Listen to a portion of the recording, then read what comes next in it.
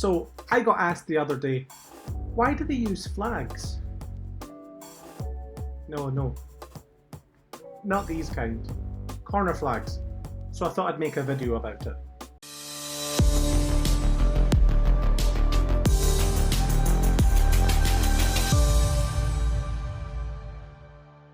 Hi and welcome back to Harka CGTV, and in this episode we're going to discuss why they have corner flags. You know, those flags that are at the corner of the... yeah, corner flags. We're going to ask a question at the beginning which will be answered throughout, but I just want people at home to be thinking about this also. So let me ask you this. Imagine for a second someone's about to take a corner kick, but the wind keeps blowing the flag over. What do? Do you lift the flag out, take the corner? What do you think? We'll give you the answer right at the end, but I just want you to think of that one over. So let's look into the history of flags and why they even bothered to have corner flags at all in the beginning. So the corner kick itself was introduced into football as part of the Sheffield rules, which were in 1868. Prior to that, there was a system known as rogue, where a 4-yard goal was used with a flag planted 4 yards to each side of that goal. If the ball was then kicked out of play between the flag and the goal, that would kind of technically be a touchdown, so there was a point awarded for this. This rule was borrowed from what you would see in Aussie rules football today, but of course it's not exactly the same. The number of rogues scored would determine the winner at the end of the match if the match was a draw. In 1868, the Sheffield rules were adapted to get rid of this rogue system and just give you goal kicks and corner kicks like we know today.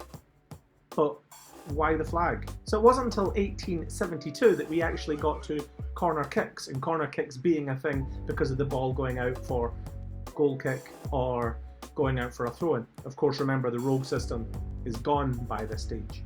But the flag was there to help referees, help the officials, linesmen, whatever, to understand if the ball is out of play or if the ball is in play. Still with me? Straightforward enough. Okay, so what about the height of the corner flag? The height of the corner flag is it cannot be any smaller than 1.5 meters tall. The flag on the top? Not too sure. And I mean rectangle or triangle. This again is a little bit wavy. Now, as some of my friends know, I saw some big flags and some smaller flags. If anyone's actually found any more information about the laws of the size of the flags, I'd love to hear from you. So please leave a comment below. Okay, so like I said, the shape of the flag. An interesting one is that there's a rumour going around that if you've won the FA Cup 3 times, you're allowed to have a triangular flag. Let me tell you, fake news, it's not true. That's not a thing. But it still persists and people keep using it.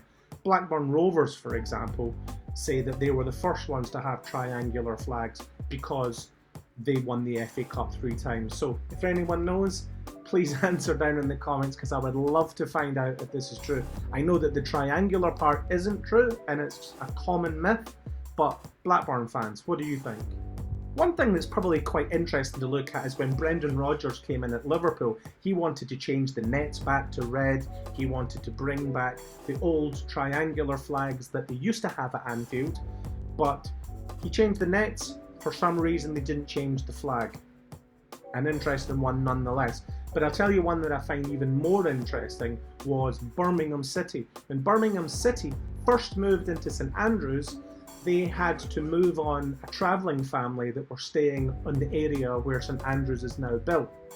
The travellers said that they put a curse on the ground. Now, Birmingham City, as any Birmingham City fans will know, they struggled with results. They lost many games. The first game in the stadium was held off because of snow. They couldn't get a win.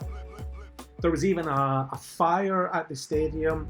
A policeman reportedly tried to put out with a bucket of water when the water turned out to be petrol. How that happened is anyone's guess. And so the manager at the time, Mr. Fry, wanted to know a way that he could break the curse. So he decided to speak to a traveller family in Birmingham and ask, how can we get rid of the curse? And the traveller said, you need to urinate, yes, urinate on each of the 4 corners with the corner flags. And this will break the curse. Did it work? Well, Birmingham went on to win the next 7 of their next 10 matches. So I can't say it didn't work, but I'm not going to decide whether these things are true or not. Okay, so truly, what is the corner flag for then? So we know that the corner flag will help the referee decide whether it goes out for a goal kick or if it goes out for a throw-in. Also, if you imagine the ball rolls over and it hits the flag, if it hits the flag and comes back in, then the ball is still in play. But the flag will also help if the ball hits the flag and goes out for a corner, or hits the flag and goes out for a throw-in. It's that simple, and that's your answer. Coming back to the question that I asked at the very beginning, if you take away the corner flag, then you may be in trouble. You may get a booking. You cannot move the corner flag. You cannot take a corner kick without the flag being in. What's interesting is you cannot even bend the corner flag out of the way. So if there's players out there thinking you can do that, you cannot. The corner flag has always got to be vertically at all stages. So I hope you find that helpful, I hope you find it useful, and I hope that answers your question. Love to hear your comments, stick them down there in the comments below. Also, don't forget to click, share, notification bell, all that good stuff. And thanks for watching again. Come back for another video soon. Thanks.